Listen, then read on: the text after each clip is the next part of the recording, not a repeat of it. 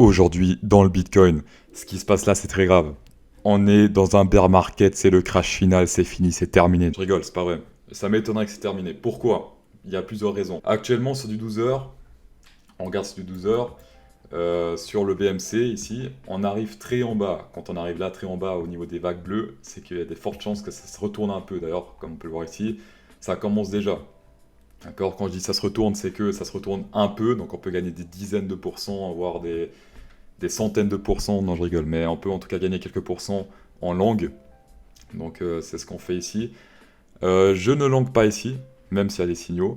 J'attends toujours les W, d'accord? Parce que s'il n'y a pas de W, c'est qu'il n'y a pas de stabilité. Ça, c'est une stabilité. Là actuellement, ce qu'on a là, c'est pas une stabilité. Est-ce qu'on a des W en 4 heures? Alors, regardez ici. Alors oui, il y a des W en 4 heures, regardez. Hop, hop. Par contre, c'est plus bas, donc plus bas creux. C'est pas ça qu'on veut. Ça, c'est pas intéressant parce que plus bas creux, il n'y a pas de signe de force. C'est un signe de faiblesse. Actuellement, ça monte, oui, mais c'est des dead cat bounce des fois, ça s'appelle comme ça. Un dead cat bounce, c'est quoi? C'est quand ça chute, ça monte comme ça et ça chute encore plus. Ça, c'est un dead cat bounce, ça s'appelle comme ça. Nous, ce qu'on cherche, c'est des, comme d'hab, un W, c'est un truc de débutant, mais ça marche et c'est comme ça que ça fonctionne. Un W comme ça, éventuellement. Et là, on serait de nouveau dans le game. Actuellement, on n'est pas encore dans le game, d'accord? Par contre, signal boule ici, donc là, c'était très intéressant pour entrer. Divergence VMC, ici, hop, plus bas, plus haut, donc ça c'est boule. La target, honnêtement, je ne pourrais pas vous dire. Par contre, en général, quand il y a des divergences comme ça, la target c'est des fois ici. Donc c'est je sais plus comment ça s'appelle, le milieu du W là, voilà, donc c'est ce truc là. Il y a des chances que ça monte jusqu'à là et ensuite que ça redescende. Et si ça redescend, je pense pas qu'il redescendrait plus bas, ça m'étonnerait. Faut voir. Donc en tout cas là, il y a le MA21 ici qui a l'air d'être assez chiant, on dirait. En tout cas, il l'a repoussé un peu. Regardez la petite ligne là, MA21. Hop, il a été réjecté un peu ici, là, il est en train de monter. C'est très fort le MA21, surtout en 3 heures, j'ai remarqué. En 3 heures, le MA21 est très... genre ici, voilà, il se fait réjecter ici.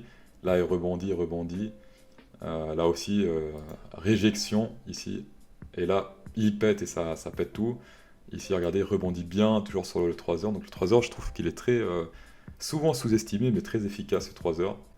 Mini W, regardez ici en 3 heures. Mini W en 3 heures. Mais ce n'est pas suffisant, il faut toujours des W en 4 heures. Alors, ça c'est mon petit scénario un peu boule. Je n'achète pas ici parce qu'il n'y a pas de W ascendant. Par contre, le scénario un peu bear, c'est si on dézoome. Alors 12 heures. 12 heures, vas-y, il dit du boule, d'accord, il est très bas. Donc là, il dit, vas-y, je vais monter un peu. Par contre, en daily, qu'est-ce qui se passe? Alors, on va supprimer ce M dégueulasse là, je sais pas ce qu'il fout là. En daily, on a encore du potentiel pour descendre, d'accord? Ici, quand il a rebondi ici, il était tout en bas. Bon, là, il était un peu plus vers le haut. D'ailleurs, je pense que ça, c'était pas un vrai... Il y avait trop de hype là, c'était un peu un FOMO, je pense, ici.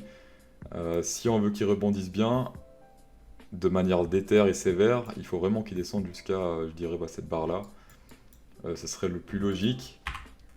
Et ce que je dis simplement, c'est qu'il y a vraiment des chances que le truc il descende encore jusqu'à là.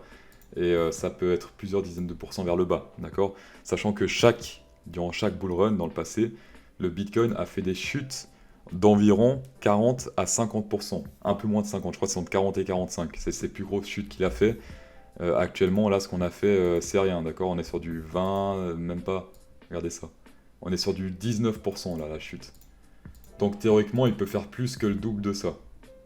D'accord? Il y a beaucoup qui attendent en fait que le Bitcoin, il descende environ vers ici. Donc vers les 40 000.